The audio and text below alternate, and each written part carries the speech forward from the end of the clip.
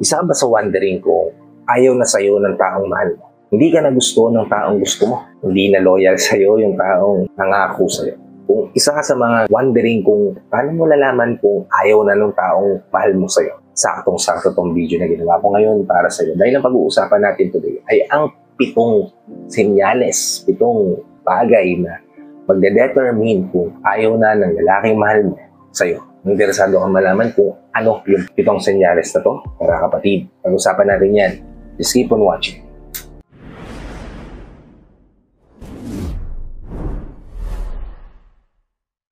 Hi, I'm Gary Opimo at gumagawa ko ng mga videos na tulad ito para matulungan ka na maging best version ng sarili mo at maibigay mo yung best self mo syempre sa taong mahal mo. Kaya kung bago ka pa lang dito sa channel ko, please consider liking this video. Hit the subscribe button and the notification bell para lagi kang updated sa mga videos na tulad ito. Kaya upload pa natin sa inaharap. At ang unang-unang senyales na mapapansin mo sa isang tao na para sa kanya hindi ka na worthy paglaban, para sa kanya ayaw niya na pagpatuloy yung relasyon ay kapag lumalayo na siya sa'yo. Nilalayo niya na yung loob niya, dinidistansya niya na yung sarili niya, binibigyan niya na ng borderline yung pagitan yung dalawa, binibigyan niya na ng space yung dati niyong magkadikit na mundo.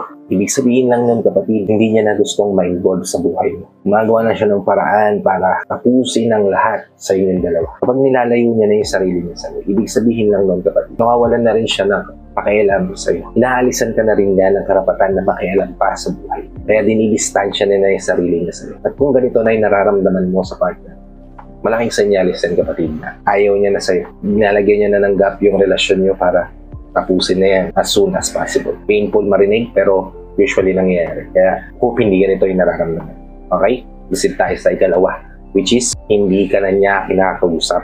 Hindi mo na naririnig yung pagtawag niya sa pangalan mo, yung enthusiastic na pakikipag-usap sa'yo, yung pag-o-open niya ng buhay niya sa'yo. Kapag hindi mo na nararanasan to sa relasyon niyo ng dalawa, kapag hindi na siya willing makipag-engage sa conversation with you, then kapatid, nakakalungkot man aminin, ibig sabihin lang nito, ayaw niya na sa'yo. Kasi bakit ba niya gagawin na hindi ka kausapin? Na i-block ka sa social media, na hindi pansinin yung mga post mo, hindi siya mag-comment sa mga post mo, di ba? Bakit niya ba ginagawa yun? Dahil dinidistansya na yung sarili niya sa'yo. Wala na siyang pakialam sa'yo. Hindi na siya willing na ma-involve pa sa buhay. At malamang sa malamang gumagawa na rin niya ng paraan para ma-detach talaga ng tuluyan sa'yo. Kaya masakit man aminin, isang senyales yan kapatid, ayaw na sa'yo ng isang lalaki. Okay? Proceed tayo sa ikatlo, which is naghahanap na siya ng pwede niyong pag-awayan. Tama po yung narinig niyo. Kapag ayaw na sa'yo ng isang tao, gagawa na ng paraan para magkaroon kayo ng conflict, magkaroon kayo ng misunderstanding na malala, na pwede maging dahilan para layuan nyo na yung isa't isa. Mawala na yung nararamdaman yung pagmamahal para sa isa't isa. Makalimutan nyo na yung tamis ng relasyon nyo at ang maisip nyo na lang yung galit nyo sa isa't isa. Kaya nag-iisip nyo ng mga bagay-bagay na pwede nyo pag-awayan para mapagod na kayong dalawa sa isa't isa. Sa paulit-ulit na cycle na ginagawa. Sa paulit-ulit na sakitan, paulit-ulit na iyakan, paulit-ulit na dramahan, paulit-ulit na tampuhan at misunderstanding. Kasi ang paulit-ulit ay nakakasawa. At once na magsawa ka, pabor na pabor yun sa kanya kasi ayaw niya na sa'yo. Ayaw niya na nagpagpatuloy pa yung relasyon mo. At yun kapatid, yung ikatlong senyales. At ang ikaapat, kapag nakikita mo na masaya siya sa ibang tao, masaya siya sa ibang tao pero hindi sa relasyon niyo, masaya siya sa mga kabarkada niya pero hindi sa loob ng bahay niyo. Masaya siya sa mga kasama niya sa trabaho pero hindi sa mga pagkakataon na nagkikita at nagsasama kayo. Mas nakikipag-usap, mas nakikipag-engage, mas nakikisama pa siya sa ibang tao kumpara sa iyo. Kapag ramdam mo na to, kapag nakikita mo na to sa relasyon niyo, kapatid, ibig sabihin lang nito, ayaw niya na sa iyo. Kasi nakikita mo na mas masaya na siya sa ibang tao kumpara sa iyo. Nakikita mo na nagkakaroon na siya ng ibang buhay kumpara sa meron kayo. At masakit man ito marinig. Pero ito yung katotohanan kapatid. Naguguro siya na wala ka. Kasi hindi na siya masaya sa'yo. Hindi na siya masaya sa relasyon. At ito ang ikaapat na senyales. Okay? Proceed tayo sa ikalima. Which is, wala na siyang pakialam sa kinakasama niya. Malamang ikaw yan. Sabi ko nga kanina, kapag lumalayo na siya sa'yo, ibig sabihin lang na dinidistansya na niya yung sarili niya. At once na ginawa niya yung kapatid, pinapatay niya na yung pagmamahal na nararamdaman niya sa'yo.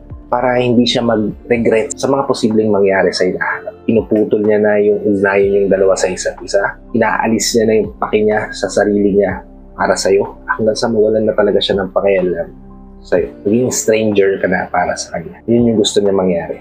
Kaya kapag ganito na nararamdaman mo sa relasyon, na nakawalan na ng pakialam sa'yo yung tao. Yung tipong kahit madapa ka, hindi ka natutulungan tumayo. Umiiyak ka, wala siyang pakialam. Nasasaktan ka na pero hindi ka pa rin niya pinapansin. Yan kapatid, isang malaking senyales lang yan na ayaw na sa'yo ng partner. Ayaw niya na ipagpatuloy pa ang relasyon.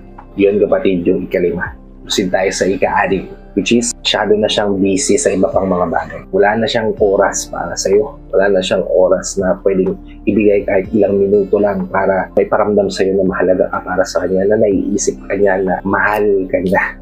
Kapag hindi mo na nararamdaman to at nakikita mo na mas ginugusto niya pa, mas pinipili niya pa, mas pinaprioritize pa niya yung mga ibang bagay kumpara sa'yo, then kapatid, posibleng ayaw niya na sa'yo. At ang last but not least kapatid, ikapitong bagay na magpapatunay, magdedetermine na ayaw na sa'yo ng isang lalaki ay kapag wala nang pagtatalik, aminin man natin o hindi, napakahalaga ng pagtatalik sa isang relasyon. Kapag nawala ito ay parang ang dal ng relasyon. Walang buhay yung pagsasama, di ba?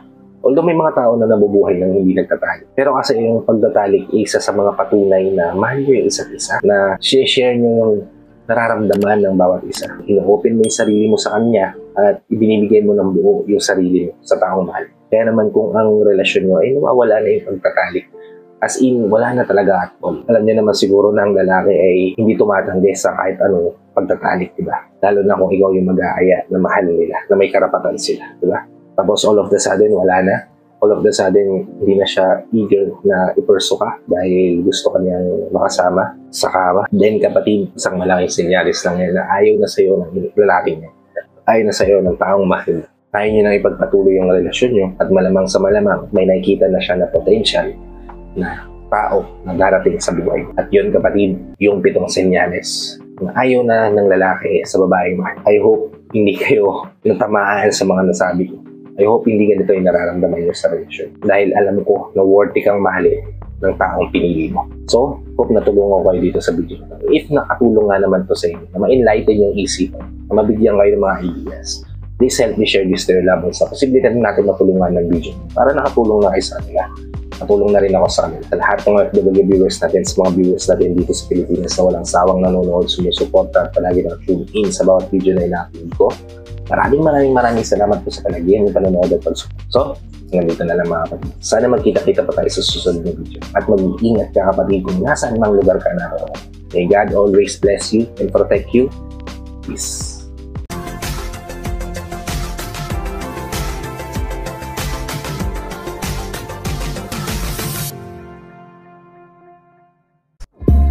Whenever your heart is broken.